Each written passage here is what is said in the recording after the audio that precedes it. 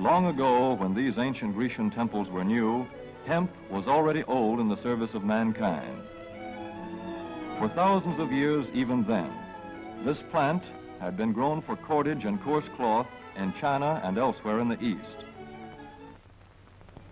For centuries prior to about 1850, all the ships that sailed the western seas were rigged with hempen rope and sails. For the sailor, no less than the hangman, hemp was indispensable.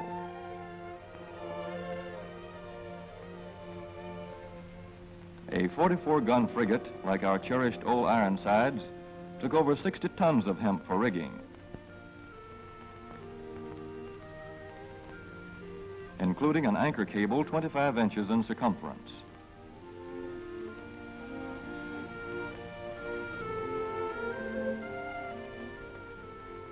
The Conestoga wagons and prairie schooners of pioneer days were covered with hempen canvas. Indeed, the very word canvas comes from the Arabic word for hemp. In those days, hemp was an important crop in Kentucky and Missouri. Then came cheaper imported fibers for cordage, like jute, sisal, and manila hemp, and the culture of hemp in America declined.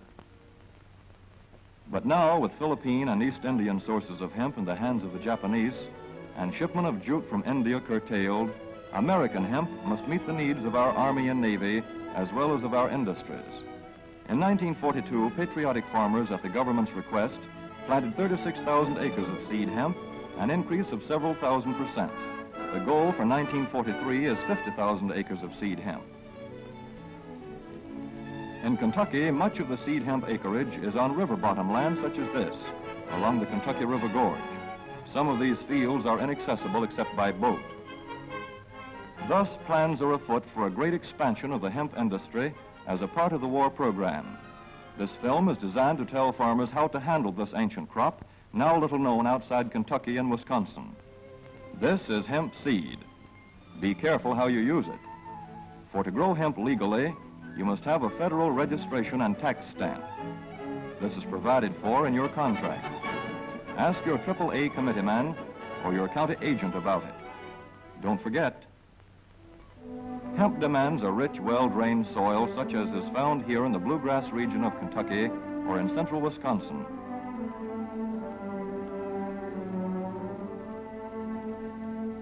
It must be loose and rich in organic matter. Poor soils won't do. Soil that will grow good corn will usually grow hemp. Hemp is not hard on the soil. In Kentucky, it has been grown for several years on the same ground, though this practice is not recommended. A dense and shady crop, hemp tends to choke out weeds. Here's a Canada thistle that couldn't stand the competition. Dead as a dodo. Thus, hemp leaves the ground in good condition for the following crop. For fiber, hemp should be sown 5 pecks to the acre. With drill, the closer the rows, the better. These rows are spaced about 4 inches. This hemp has been broadcast. Either way, it should be sown thick enough to grow a slender stalk.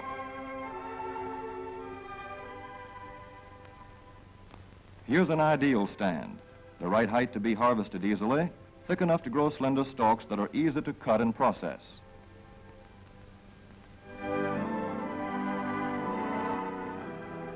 Stalks like these here on the left, they yield the most fiber and the best. Those on the right are too coarse and woody. For seed, hemp is planted in hills like corn, sometimes by hand. Hemp is a dioecious plant.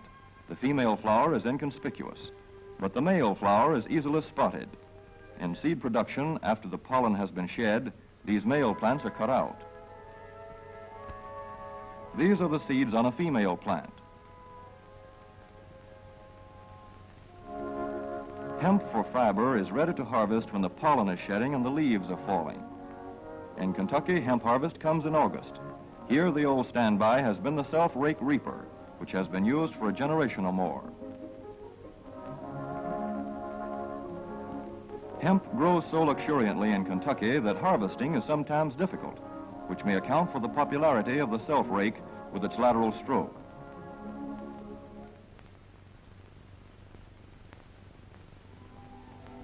A modified rice binder has been used to some extent. This machine works well in average hemp.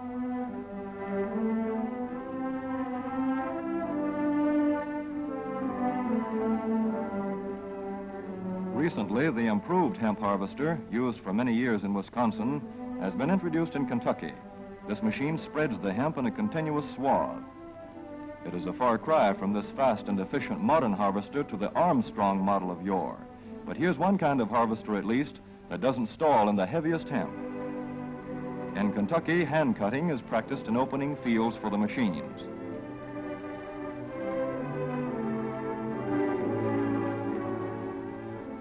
In Kentucky, hemp is shucked as soon as safe after cutting, to be spread out for retting later in the fall.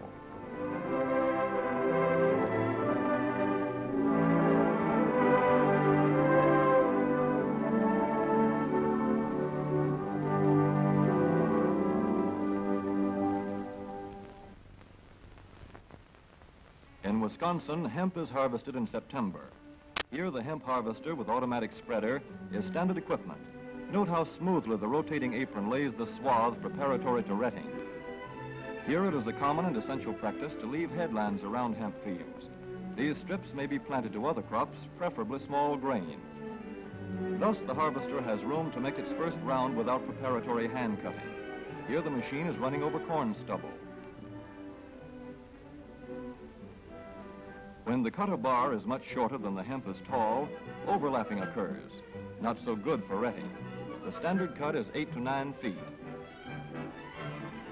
The length of time hemp is left on the ground to ret depends on the weather. The swaths must be turned to get a uniform ret.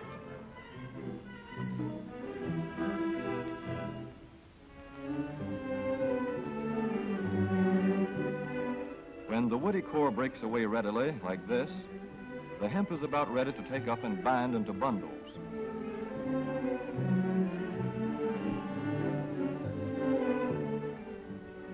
Well-retted hemp is light to dark gray.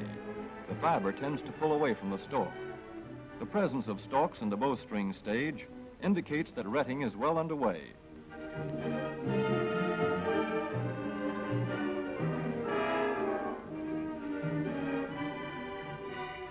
When hemp is short or tangled, or when the ground is too wet for machines, it is bound by hand. A wooden buck is used. Twine will do for tying, but the hemp itself makes a good band.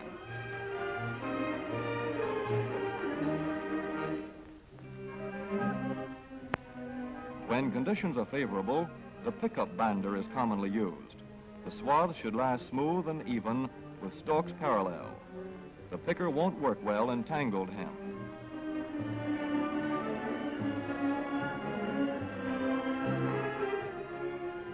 After binding, hemp is shucked as soon as possible to stop further retting.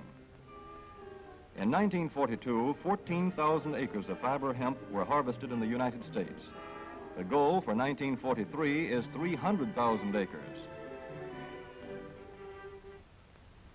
Thus, hemp, Cannabis sativa, the old standby cordage fiber, is staging a strong comeback.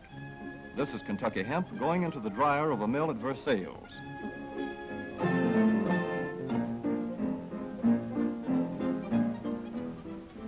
In the old days, breaking was done by hand, one of the hardest jobs known to man.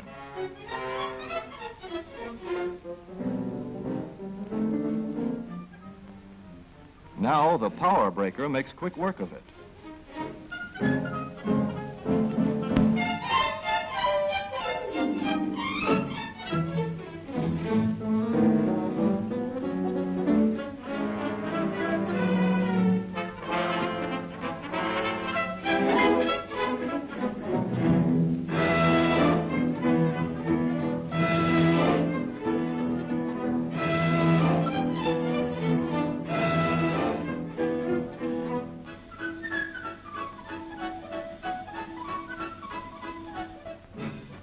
Spinning American hemp into rope yarn or twine in the old Kentucky River Mill at Frankfort, Kentucky.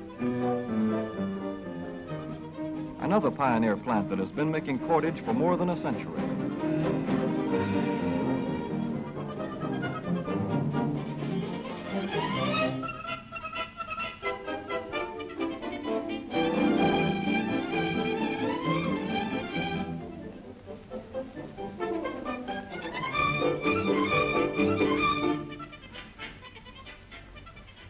All such plants will presently be turning out products spun from American-grown hemp.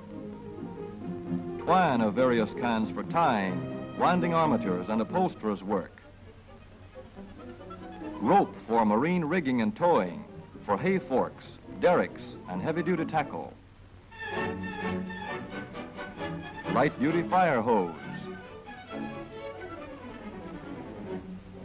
Thread for shoes for millions of American soldiers. And parachute webbing for our paratroopers.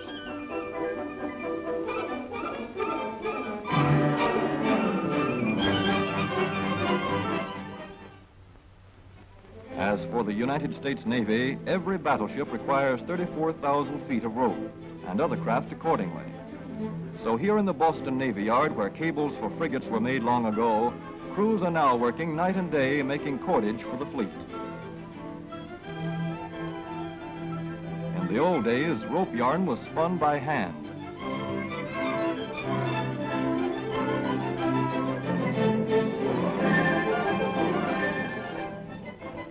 Today, even the rope walk is mechanized.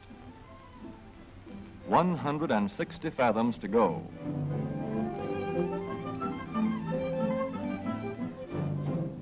The rope yarn feeds through holes in an iron plate.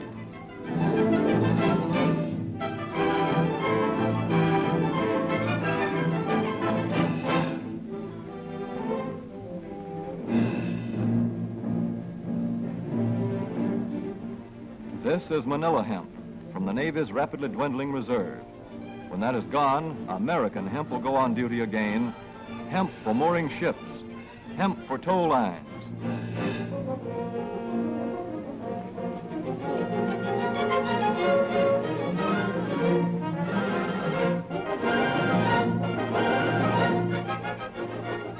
Hemp for tackle and gear. Hemp for countless naval uses, both on ship and shore.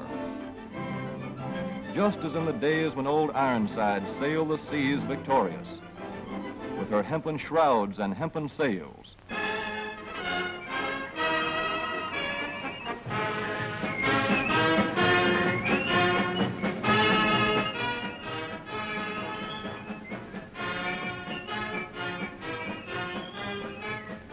Hemp for victory.